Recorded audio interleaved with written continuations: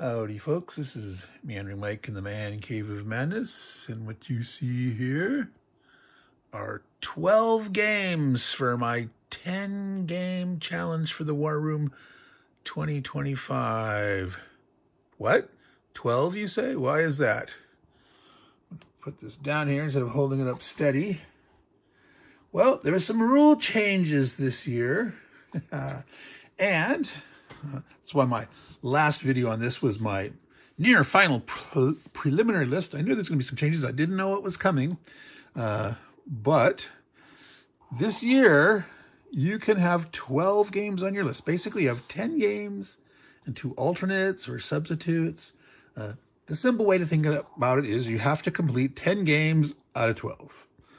All right, this gives you a little leeway if something goes wrong. If you put a title on your list, let's say hasn't yet come out, you know it's going to come out, but it doesn't actually come out. You know, that's happened in the past. There's various reasons why people have been frustrated and wanting to change their list and stuff.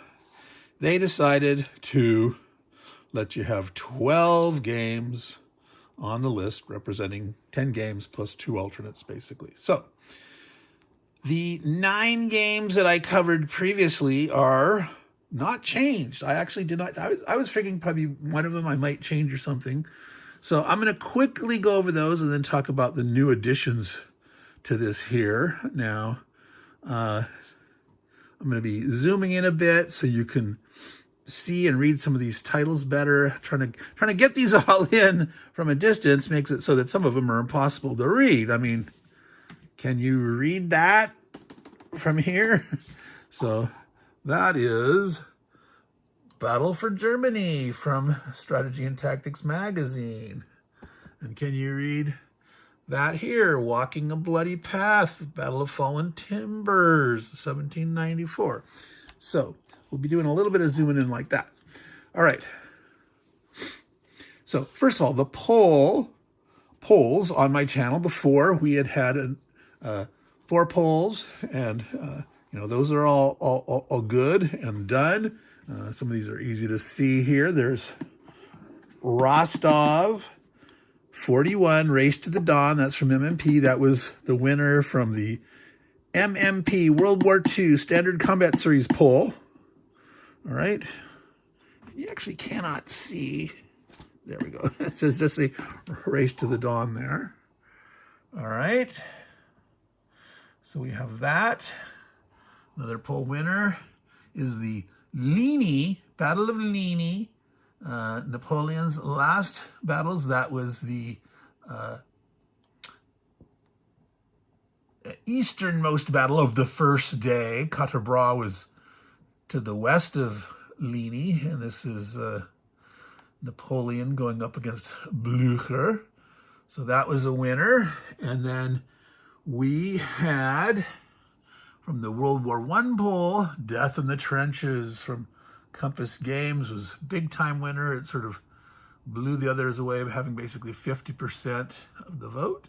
And then our 4th category was designs by Maurice Suckling. We had Chancellorsville, 1863. We had Siege of Malta, 1565. We had 2 different titles from the American Revolutionary War, and Chancellorsville won. Not a blowout, but it won relatively strongly. Okay, so those were 4 of the games on the list. I had a couple that I had that were dedicated to various people. So Axis Empire's there from Decision Games, the one that's on its side. That's dedicated to Mark Ruggiero. This is one of his favorite games. He played it a number of times before he passed. And so I'm going to play this one. Again, not the whole campaign, but I'll pick a reasonably sized scenario that's good for starting off and learning, and I will be doing that. Patton's First Victory here from Decision Games. This is in honor of my online friend Nanguea, his channel. Now, even though he's a World War I buff, in his show, his live stream on Saturdays is all about World War I. This was like the first game that he sort of picked up when he was getting into wargaming, and he has talked to me about it and sort of wanted to know my opinion of the game and what I'm going to get. So So that's on the list from that. And then this one here, Walking a Bloody Path, Volunteers, that's dedicated to Tony of Tony's Board Life, one of the previous hosts of the War Room. Battle of Fallen Timbers is part of his master's thesis. And so I found and picked this up, sort of dedicating to Tony. And then we have 1776. That's from one of my Hex Encounter memory videos I did there. This is my first war game I ever received as a Christmas present. And I won't do a whole campaign of that. I'll do a scenario or two. And then Battle for Germany here. This was my first strategy and tactics game that I ever played. Strategy and Tactics magazine. This is one of my favorites, and it's always been in my top 3 for a long time. So what is new? What is new? So that was 9. So what I was doing was I was saying, well, I had a poll. That one's missing. I don't have that here. I only have 11 here. Let me see if I can find that real quick. And suddenly popping into the picture is Sword of Orthodoxy. So I put a poll. I decided I was going to do a States of Siege game. And there was on there Ottoman Sunset. There was Zulus on the Rampart. There was this one. And why is it failing me? There was a 4th one on there, and my memory is failing me at this point. But this one went hands down. This one got 48% of the vote. 46 votes came in on that poll. 48% was this one. All right. And the one that was in second place is the one I'm not remembering. I don't remember why. It had exactly 24% of the votes. And it's just failing me. So you can look that up if you care to know or not. Okay. So this is added to the list. This would have been number 10. And then in the show last week, the guys at the War Room told us, we're having a rule change for 2025.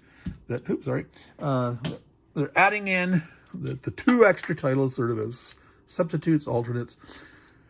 So I added 2 more games. Obviously, this one here is one of them. And I don't have the other one with me. I thought I had everything in place. Anyway, so this is another dedicated title. This, I asked Charles Latora, another one of my online YouTube friends. I gave him a list of 4 titles that he had played in the last 2 years that I was potentially interested in playing, and have him select one. He said was his favorite of those. In fact, he said might be his favorite of all time. So I have done an unboxing of this before, and it looked very intriguing. And so actually I'm happy to get that to the table. And a lot of times I don't have time to play everything. And so sometimes it's pleasant. Oh yeah, this one here. And that's great. Let's get it to the table. So thank you, Charles, for selecting that. The other game, which now that I think of it, is over in the other building in the man cave here. We're in the main house. So I'll just mention it, not show it. I'll probably splice in a picture of it. But it's Soldiers from SPI.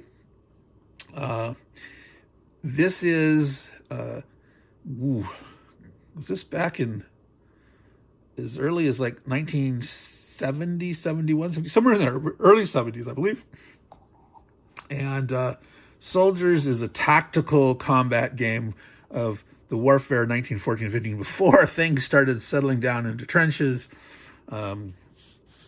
They have, a bit of, some rules for train for improved position and sort of the lighter trenches and stuff. But I've actually never played that before. I've heard people talk about it, and Nanguea has played it some on his channel. So Soldiers from SPI will be on the list, and probably, right here, I'll splice in a picture of it.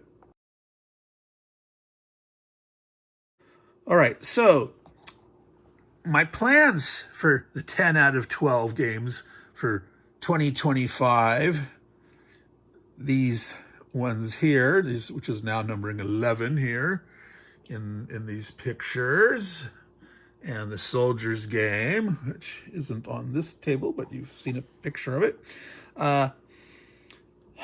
I'm going to try to. I'm not going to speed play through these. The guys at the Worm are offering a bonus drawing point, because you can win prizes at the end of the year if you complete your challenge. The first 3 participants to finish 10 games of the year are going to get a bonus drawing. I'm not going to try. I'm not going to try to speed through these. There's a number of these games that I've never played, and some of them are hefty. Axis Empires. I mean, I've read through some of the rules of the older version, like Totaler Krieg. I've definitely played Ligny before. That's fine. Battle for Germany I've played before. 1776 I've played before. I've played States of Siege games, but some of these later ones get kind of complex, and Arben Madison is known for adding a lot of intricacy to reflect the historical situation and stuff. So this won't necessarily be a cakewalk. This won't be a super duper easy one, but that doesn't mean it's going to be super duper complex. I don't think this has like a difficulty rating on the back anywhere there that I can see. But anyway, so I'll be needing to do some prep. I will probably, within the first 3 games, I will play. 2 of them will be Ligny and Battle for Germany. I'm probably going to do Ligny first, because this one was a poll winner, but it's also sort of for Todd of Wardrobe Plays World War II, his channel. He was given a try at this, and he was struggling with the tactics for the French, how to approach this big Prussian line with all the river lines and the towns and the crests and that. And so I'm going to have this one sort of dedicated to him, even though it was my viewers who chose Ligny as the Napoleonic one in that poll. But so I will probably do that one first.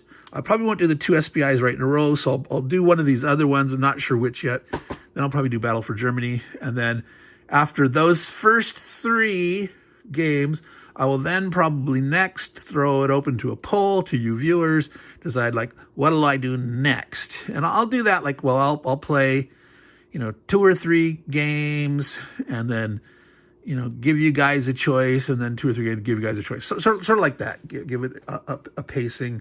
And I want to try to get, say, at least 6 of the games done in the first, say, 3.5 to 4 months.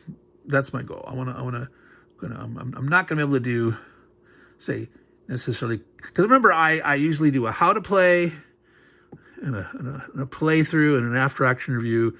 I will not necessarily do after action reviews on all of these.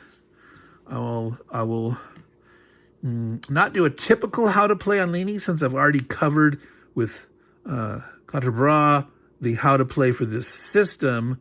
I'll give a quick overview of that, but I'm going to have that how to play focus on some how to play, the tactics, the goals, and the difference between certain macro and micro focuses of strategy in the game. And I think that's sort of important there. But, again, some of these ones, which I just have no clue how they're going to play, some of them I may, want to play 1 or 2 full times before I actually cover a playthrough on the channel.